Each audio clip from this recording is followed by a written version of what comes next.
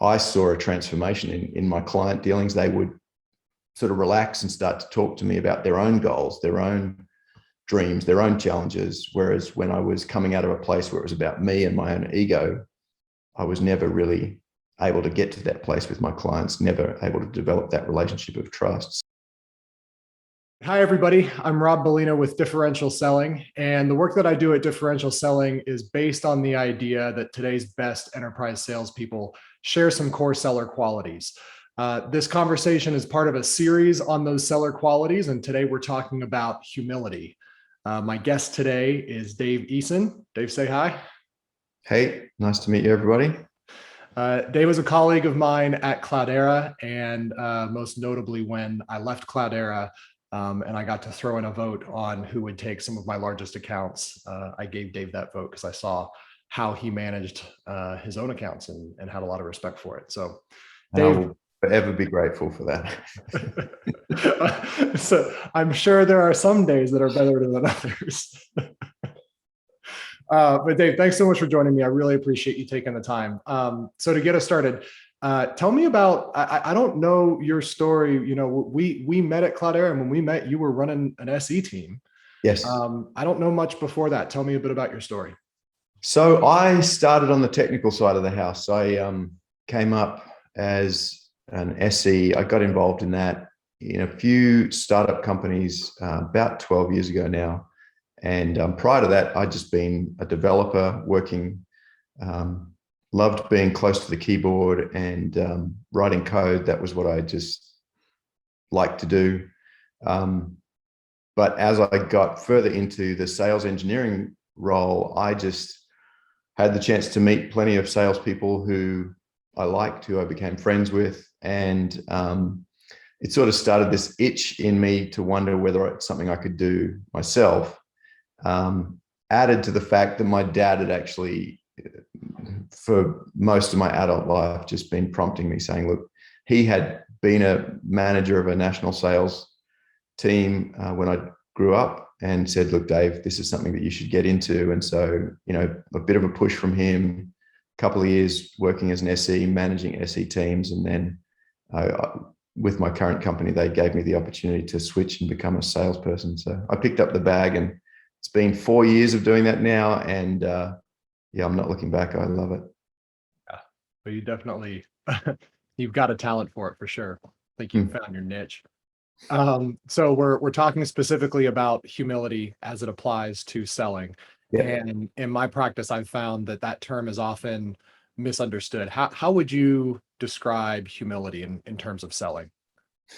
Yeah, I mean, obviously we talked about this a little bit beforehand, and in thinking about it, preparing, the first thing that came to my mind was a story that my dad told me. Actually, when I got involved in sales, he was trying to give me an understanding of how he sold to his clients, how to deal with the inevitable rejection that you can feel when you're in sales, knocking on doors, you know, cold calling, prospecting, all that sort of stuff, which is necessary, but uncomfortable for most of us.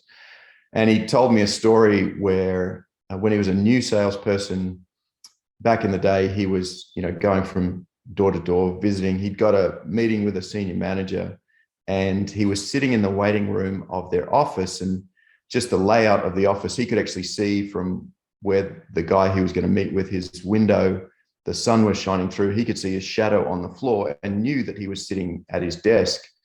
But when he arrived there, he'd been waiting for half an hour or so.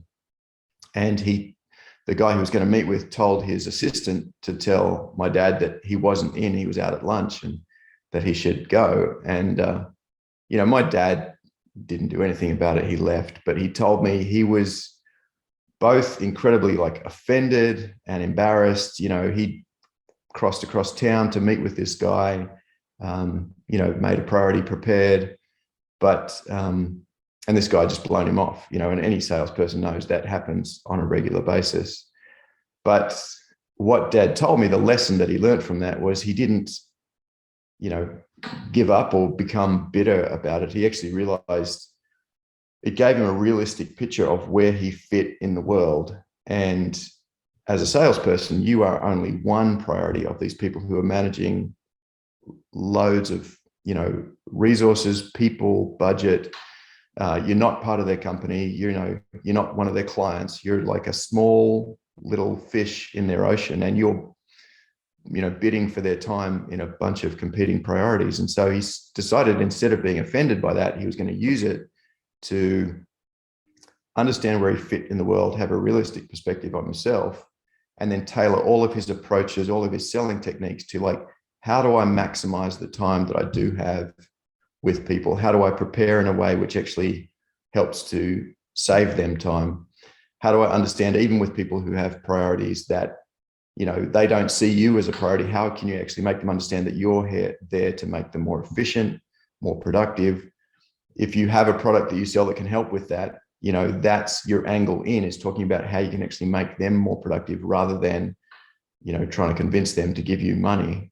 And that whole mindset shift, I think when Dad told me that story, helped to set me up to understand what I call is that humility perspective, coming from where I sit in the wider universe, has since then sort of helped condition most of how I approach prospecting, asking for meetings with people, how I prepare beforehand. So that's really where a lot of it came from.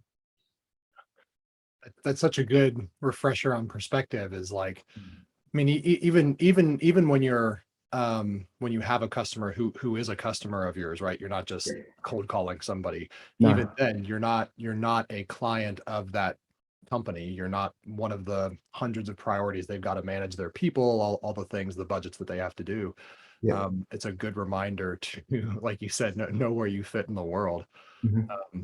So that's a message that came from your dad, and that was that before you entered your career? Was that when you started this journey in selling? Where was that along the run?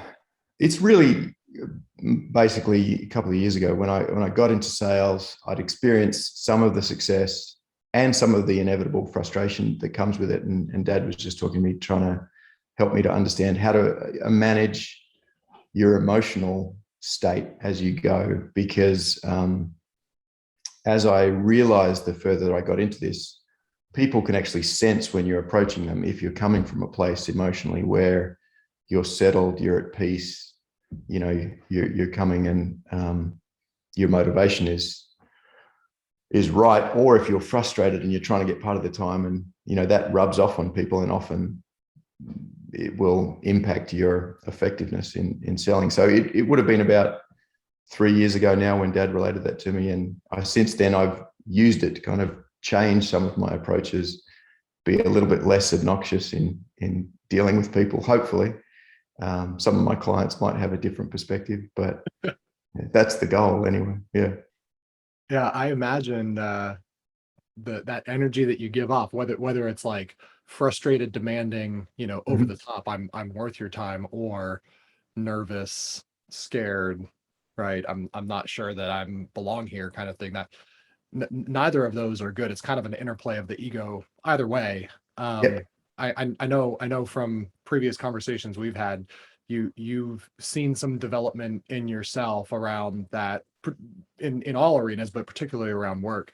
Can Yes. you tell us a little bit about that, struggle with the ego, and how that's manifested itself, where that journey started? Yeah. I came to this. I mean, I mentioned the story with my dad, and he's always been a help to me. But I, for my own personal reasons, was doing some life coaching about 2 years ago now, and we were talking about all sorts of things, going through some personal development stuff. And at one point, the guy that I was working with was a friend, and he was a coach, and was helping me to understand this thing about ego and how you perceive yourself, and how that's actually transparent to other people. And I started applying it really for my own, personal needs, in terms of, being happier, and, having a better marriage and family life and all that sort of stuff. But what I perceived is, I would come out of my life coaching sessions, having worked on these things with my friend, and I would see customers that I've had relationship with for 2 years. I'd get on a call with them maybe after the session or like a week later, and taking into account these principles of it doesn't impact my ego whether or not you buy this tool. Like the core thing for me was actually, if I'm honest, I had a real fear of failure, which I think honestly drives a lot of people in sales, particularly usually kind of A-type personalities, high achievers, very competitive. It attracts that type of profile of person. I certainly sort of fit into that to a certain extent. But when my coach helped me understand that if I could separate my own fear of failure and learn to deal with that separately, like I needed to understand I couldn't project that onto my clients. You know, if they bought, if they didn't bought, it didn't define whether I was a successful person or not. And went through the process of redefining that for myself. What is success for me? What is in my own control? And, you know, defining my core values around family and, you know, church for me and other things in terms of that was in my control. That was really how I determined if I was able to, you know, be a successful person. That's what I had in control. But then it just totally transformed the way I dealt with my clients, because I wasn't projecting those insecurities onto them.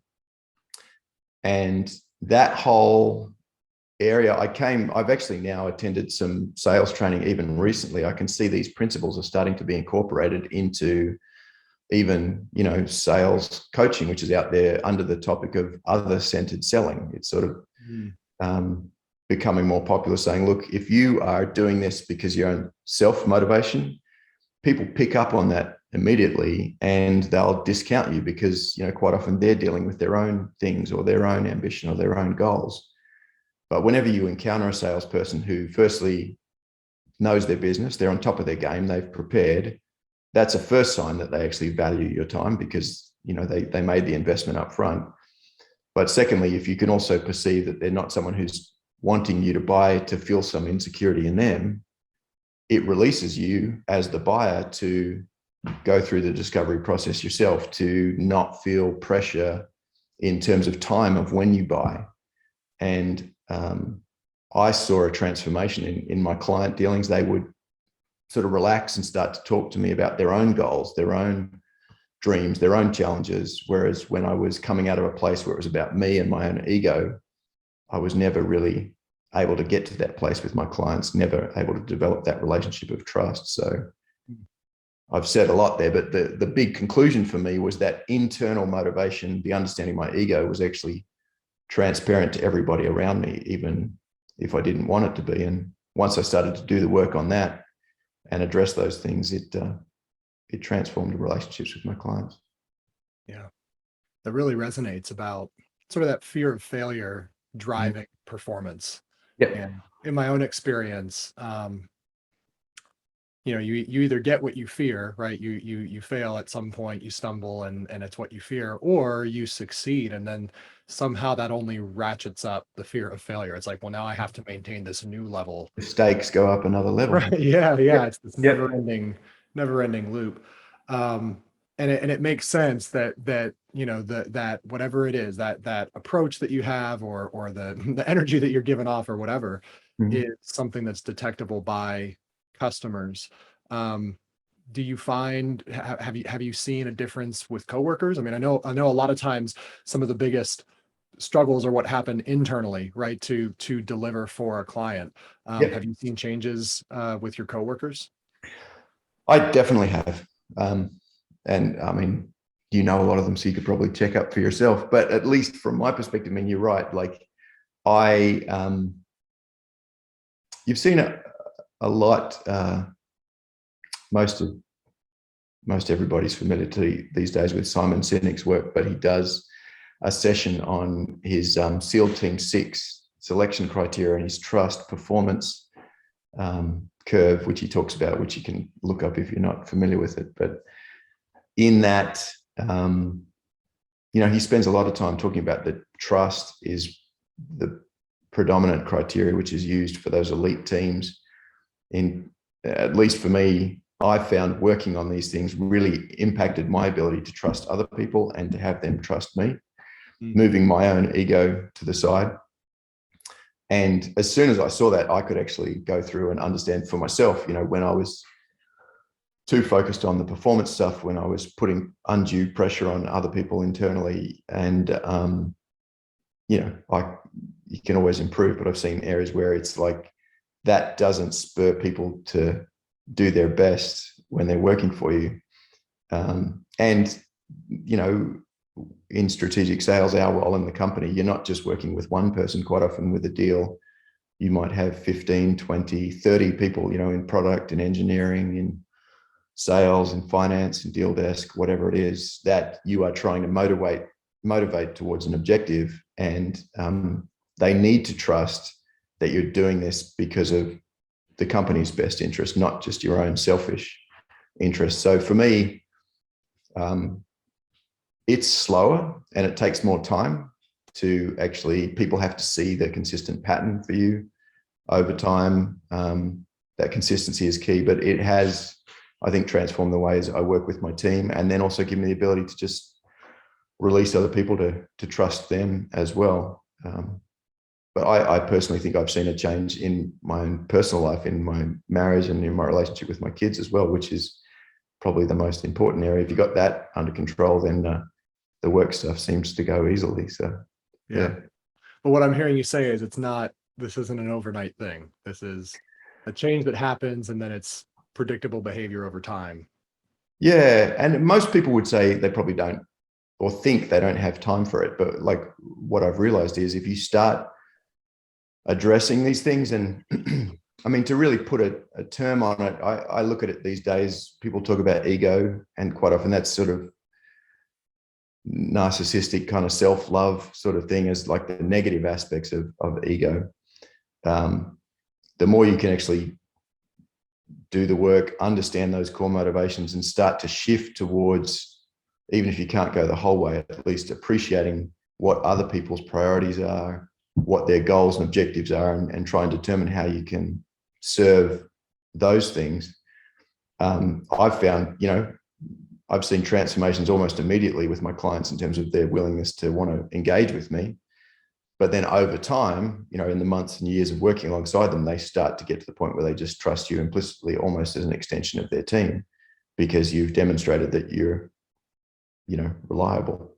Yeah. So yeah, it both has an immediate and a long-term benefit, I think. And it doesn't always mean, you're going to close every deal that you go after, but at least I think it gives yourself the highest probability that everything under your control you've done to actually influence the outcome. So, yeah. But it's like so many things in this world, that when you give up your dependency on the outcome, it somehow allows you to capture more of that outcome, right? Yeah. Are there circumstances, situations, times when you feel the temptation to not do this, to go back to that me first, ego driven, either I'm the best or I'm scared kind of place? What are those times like for you?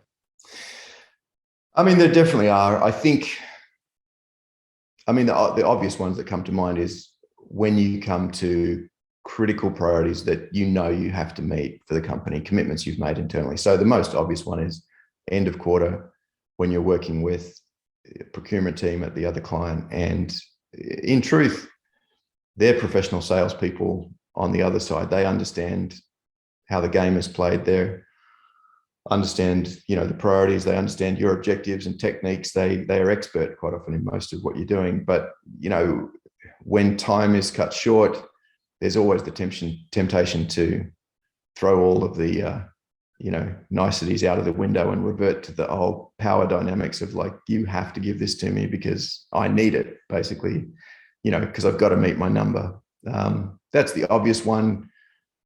Increasingly, I'm finding, back to the consistency point, if I understand their objectives from the beginning, I've got some little techniques that I'll just, in order to avoid that, excuse me,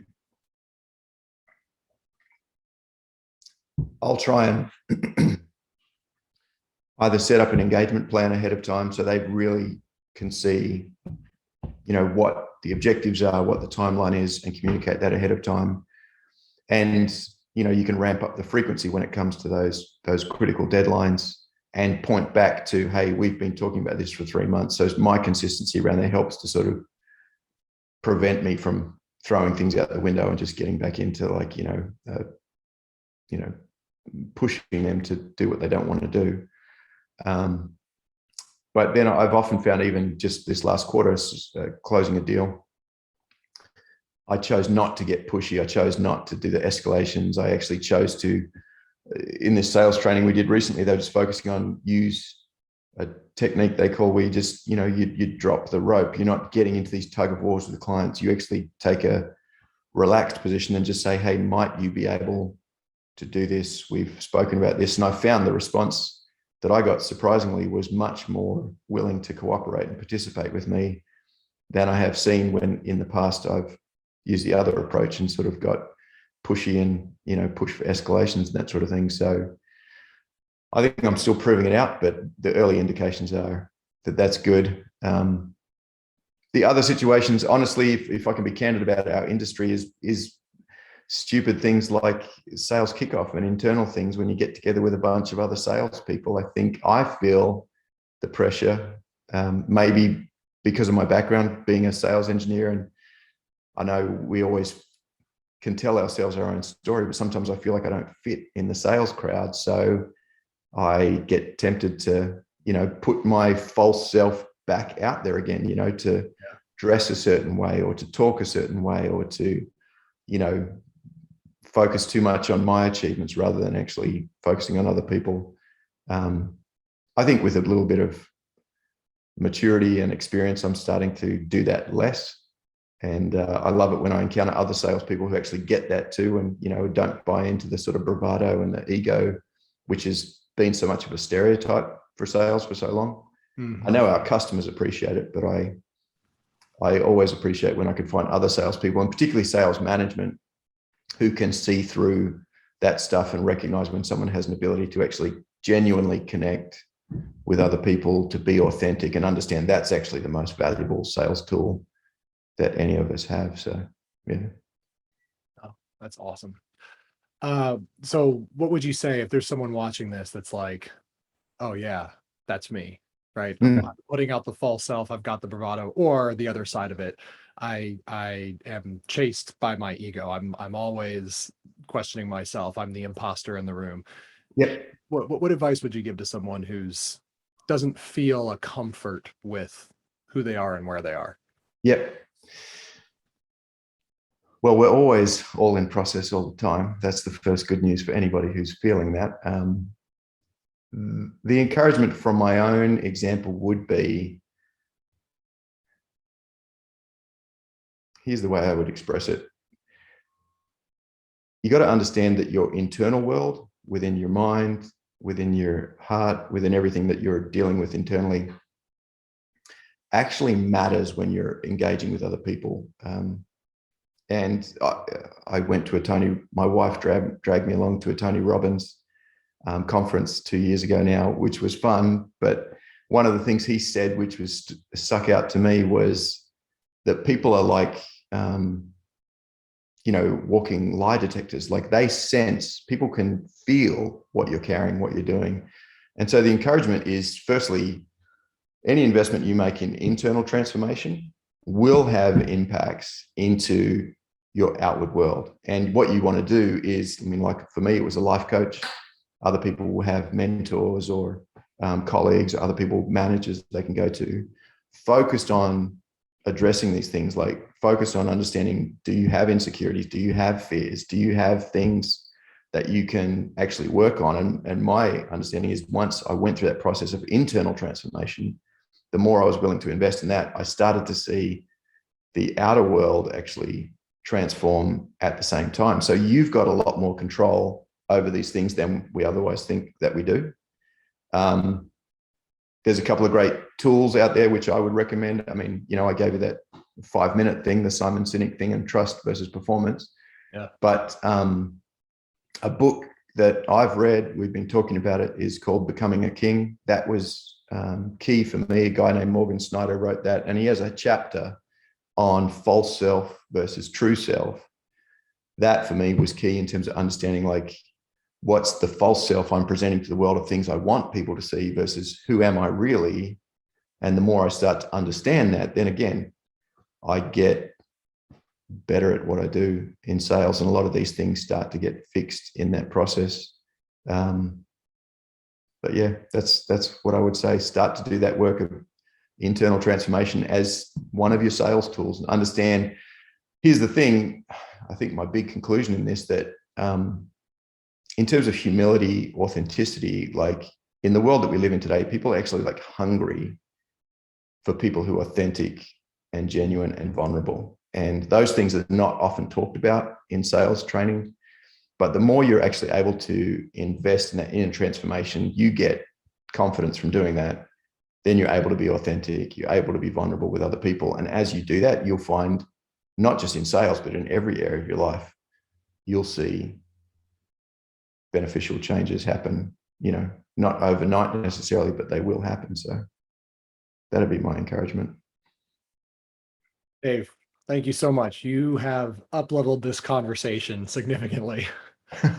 Really appreciate you taking the time and sharing this insight and the benefits of your experience, sharing so authentically. Absolutely. Thank you for the opportunity, Rob. I love what you're doing. You have always been one of the best salespeople that I've ever had the opportunity to work with. So yeah, love to see what you guys are doing at Differential Selling, and I'm hungry for more. I appreciate it. Thanks so much. We'll talk soon. Thanks, mate.